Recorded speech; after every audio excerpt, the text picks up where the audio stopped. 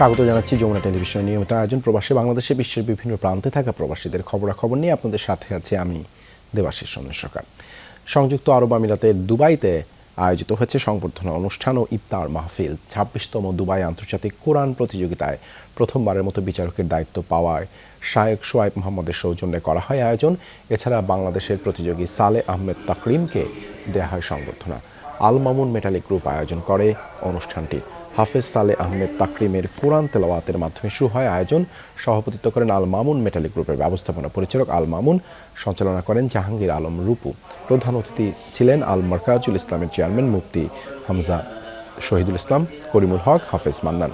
অনুষ্ঠানে বক্তব্য রাখেন কলিমউদ্দিন, মোহাম্মদ ইউসুফ, আলতাফ, সরফরাজ। উপস্থিত ছিলেন সর্বস্তরের প্রবাসীরা।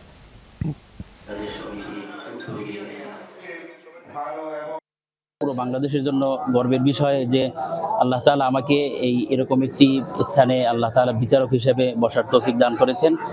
তো আমি আরব আমিরাতে যারা বাঙালি রয়েছেন এখানে তাদের সকলের আমি শুভকামনা করছি। কোরআনের পাখি যে আসে বাংলাদেশ থেকে আমরা ওনাদেরকে একটু মেহমানদারি করি, একটু আপ্যায়ন করার চেষ্টা করি।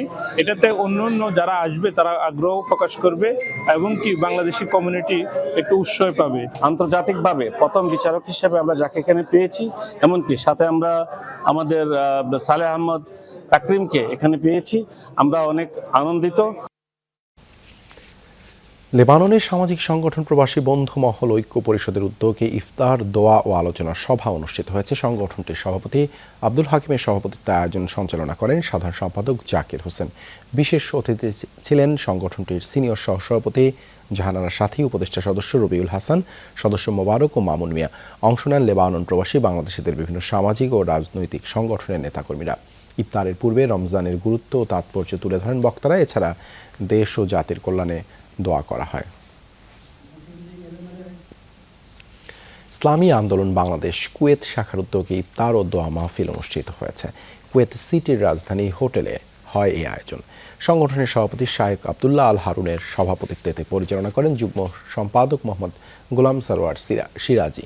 বক্তব্য রাখেন ইসলামী ঐক্য সংস্থা কুয়েতের সভাপতি শায়েখ এমাদুল্লাহ বেলালি, আন্দোলনের সাধারণ সম্পাদক শায়েখ আব্দুর রহমান জামি, সিনিয়র সহসভাপতি শায়েখ ইসমাইল, সহ সভাপতি মাওলানা সৈয়দ জামাল উদ্দিন সহ অনেকে এতে অংশ নেন বিপুল প্রবাসী বাংলাদেশি। ব্রিটেনের বাংলাদেশি মালিকানাধীন ব্যবসা প্রতিষ্ঠান সি মার্ক গ্রুপের চেয়ারম্যান ইকবাল আহমেদ ওবিইর উদ্যোগে ইফতার ও দোয়া মাহফিলের আয়োজন করা হয়েছে। ম্যানচেস্টারের ভার্মিলান ব্যাংকুইটিং হলে এই আয়োজন হয়। উপস্থিত ছিলেন কাউন্সিলর লুৎফর রহমান ওবিই, আব্দুল নাসের ওয়াহাব, কামাল আহমদ ও বেলাল আহমদ। আরও উপস্থিত ছিলেন বাংলাদেশ কমিউনিটির নেতাকর্মীরা। এ সময় ইকবাল আহমদ বলেন, ব্রিটেনে বাংলাদেশি কমিউনিটির সেবায় দীর্ঘদিন ধরে কাজ করছে সি মার্ক গ্রুপ। সবশেষে বিশ্ব মুসলিম উম্মার শান্তি কামনায় দোয়া করা হয়। দোয়া পরিচালনা করেন মাওলানা ফখরুল হাসান রুতবা। পর্তুগালে বসবাসরত বাংলাদেশের প্রবাসী এসএসসি 2004 ও এইচএসসি 2006 ব্যাচের শিক্ষার্থীদের উদ্যোগে ইফতার মাহফিল অনুষ্ঠিত হয়েছে। 4-6 বন্ধুত্বের হবে জয়, এই প্রতিপাদ্যকে সামনে রেখে হয় আয়োজন। লিসবনের চারকোল গ্রিল রেস্টুরেন্টে ইফতার মাহফিল আয়োজন করা হয়। আয়োজনের মূল উদ্যোক্তা ছিলেন তৌহিদুল ইসলাম, জহুরুল মুন, রাসেল আরিফ, সাদ্দাম সহ অনেকে। দীর্ঘদিন পর একসাথে হতে পেরে খুশি প্রবাসীরা। এ সময় দেশ ও জাতির কল্যাণে দোয়া করা হয়। স্পেনে বাংলাদেশ কালচারাল ইয়াং ফেডারেশনের আয়োজনে অনুষ্ঠিত হয়েছে ইফতার মাহফিল। বার্সেলোনায় স্থানীয় একটি রেস্টুরেন্টে ফেডারেশনের সভাপতি নূরে আমিন টোকন ও সাধারণ সম্পাদক মতিউর রহমানের সার্বিক তত্ত্বাবধানে এই মাহফিল অনুষ্ঠিত হয়। এ সময় রমজানের গুরুত্ব ও তাৎপর্য তুলে ধরে বক্তব্য রাখেন হাফিজ আব্দুল মজিদ। মাহফিলে বার্সেলোনায় বসবাসরত বাংলাদেশিদের বিভিন্ন সামাজিক ও রাজনৈতিক সংগঠনের নেতাকর্মীরা অংশ নেন।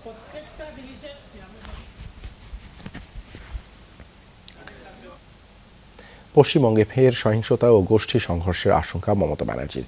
বৃহস্পতিবার 6 এপ্রিল উদযাপিত হবে হনুমান জয়ন্তী। ধর্মীয় উৎসবকে কেন্দ্র করে রাজ্যে যেন অশান্তি না ছড়ায় সে ব্যাপারে সতর্ক করলেন মুখ্যমন্ত্রী। এদিকে রাজ্য বিজেপির অভিযোগ, পশ্চিমবঙ্গে মূলত সাম্প্রদায়িকতা উস্কে দিচ্ছে ক্ষমতাসীনরা। সনাতন ধর্মাবলম্বীদের উৎসব রামনবমীর উদযাপন ঘিরে উত্তাল পশ্চিমবঙ্গ।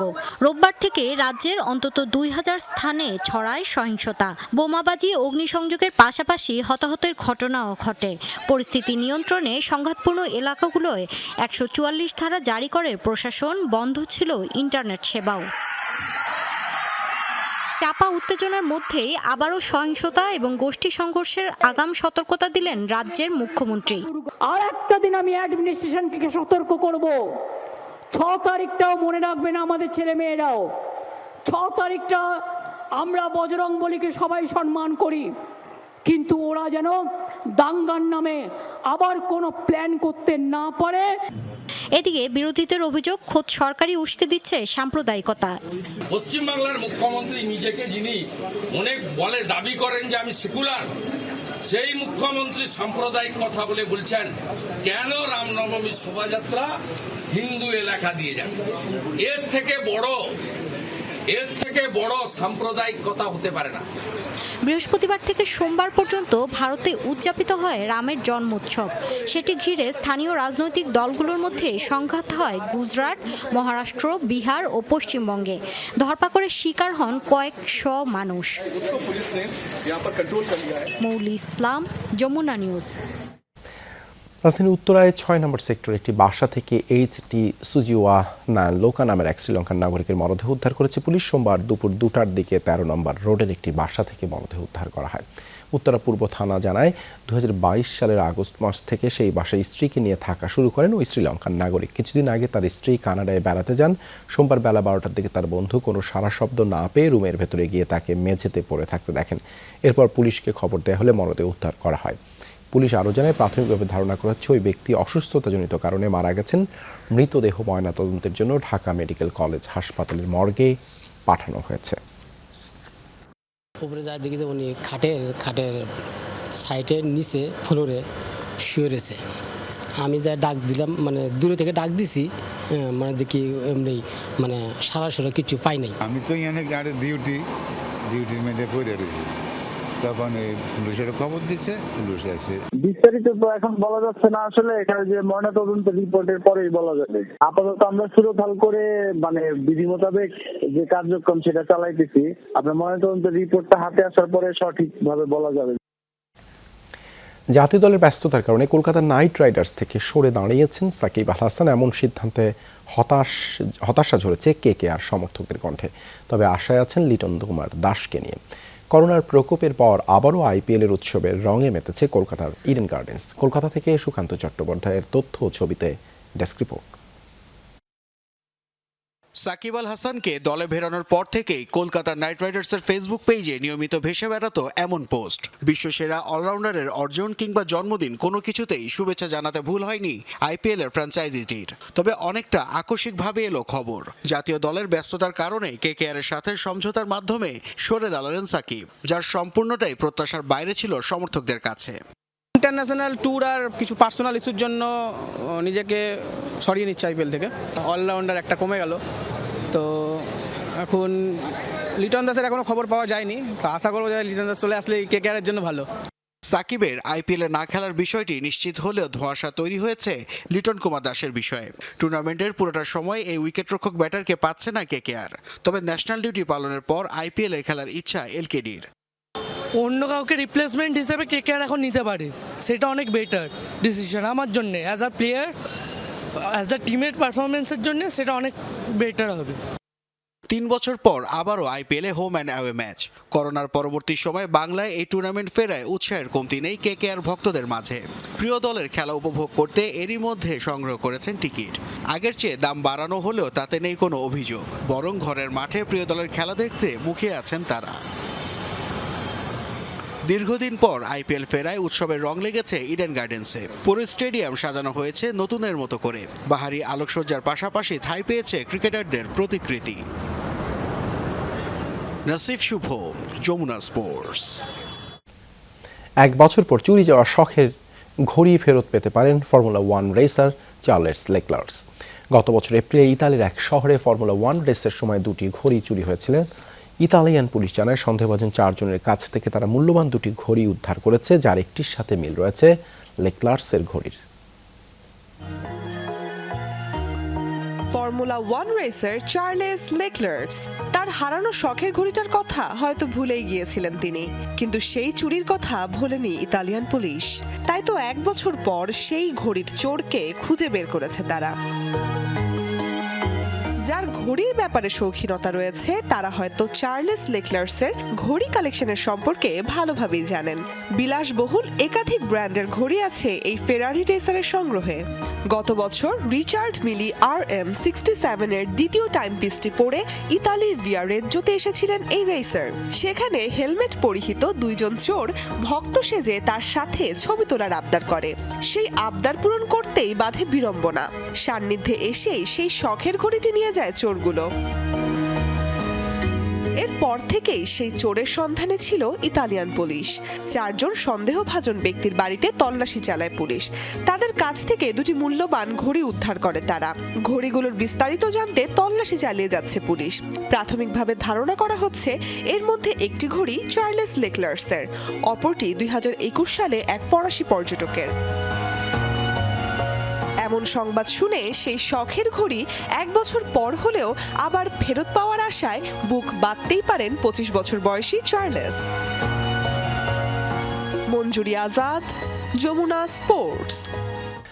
হঠাৎই বদলে গেল টুইটারের লোগো। মাইক্রোব্লগ সাইটটির লোগোতে পরিচিত নীল পাখির পরিবর্তে এবার দেখা গেল একটি কুকুরের ছবি। কোনো ধরনের পূর্ব ঘোষণা ছাড়াই টুইটারের লোগোতে পরিবর্তন আনেন এর প্রধান নির্বাহী এলন মাস্ক। এ নিয়ে বেশ কয়েকটি ছবিও শেয়ার করেন তিনি। কুকুরের যে ছবিটি টুইটারের লোগোতে ব্যবহার করা হয়েছে তা মূলত ক্রিপ্টোকারেন্সি ডজকয়েনের ছবি। ডজকয়েনে এই কুকুরের ছবি খোদাই করা রয়েছে। ডজকয়েনের যে কজন প্রতিষ্ঠাতা রয়েছে তার মধ্যে অন্যতম এলন মাস্ক। এদিকে টুইটারের লোগোতে কুকুরের ছবি ব্যবহারের পরপরই বেড়েছে ডজকয়েনের শেয়ারের দাম। এ যেন মহামিলন। তুরস্কে ভূমিকম্পের প্রায় 2 মাস পর মায়ের কোলে ফিরল শিশু। দুর্যোগের পর হারিয়ে গেলেও শেষ পর্যন্ত ডিএনএ পরীক্ষা নিশ্চিত হয় 3 মাস বয়সী ভেতিন হাসপাতালে গুরুতর আহত ইয়াসমিনের সন্তান। ঘটনাটি ভাইরাল সামাজিক যোগাযোগ মাধ্যমে। তুরস্ক সিরিয়ায় প্রলয়ঙ্কারী ভূমিকম্পের 128 ঘন্টা পর হাতই প্রদেশে অক্ষত অবস্থায় উদ্ধার হয় 1.5 মাস বয়সী ভেতিন। সে সময় শিশুটির পরিবারের কারো সন্ধান মেলেনি, তাই প্রায় 2 মাস ভেতিন ছিল রাষ্ট্রীয় হেফাজতে। সম্প্রতি ডিএনএ টেস্টের পর নিশ্চিত হয় আদানা শহরের এক হাসপাতালে চিকিৎসাধীন ইয়াসমিন নামের এক নারী ওই শিশুর মা।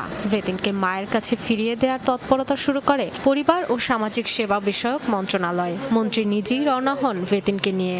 আঙ্কারা থেকে প্রেসিডেন্সিয়াল বিমানে তাদের উড়িয়ে আনা হয় আদানা শহরে। পরিবার থেকে বিচ্ছিন্ন শিশুদের স্বজনদের কাছে পৌঁছে দিতে আমাদের চেষ্টা অব্যাহত রয়েছে। গত 15 মার্চ প্রথম ধারণা পাই ভেতিনের মায়ের বিষয়ে। এরপরই ফিরিয়ে দেওয়ার প্রক্রিয়া শুরু করি। ভূমিকম্পে স্বামী ও বাকি 2 সন্তানকে হারিয়েছে ইয়াসমিন। নিজেও আহত হয়ে পড়ে আছেন হাসপাতালের বিছানায়। এতদিন পর সন্তানকে জীবিত পেয়ে আপ্লুত তিনি। তুরস্কে ভূমিকম্পের কারণে পরিবার থেকে বিচ্ছিন্ন 1774 শিশুকে এ পর্যন্ত ফিরিয়ে দেওয়া হয়েছে পরিবারের কাছে। রাষ্ট্রীয় তত্ত্বাবধানে আছে আরও 135 শিশু, যাদের 33 জনের পরিচয় জানা যায়নি। 6 ফেব্রুয়ারির এই দুর্যোগে তুরস্ক সিরিয়ার সীমান্তে প্রায় 57,000 মানুষের মৃত্যু হয়েছে। Dorothy Tasrin, Jamuna news. এই ছিল প্রবাসী বাংলাদেশে এতক্ষণ সাথে থাকার জন্য ধন্যবাদ সবাইকে।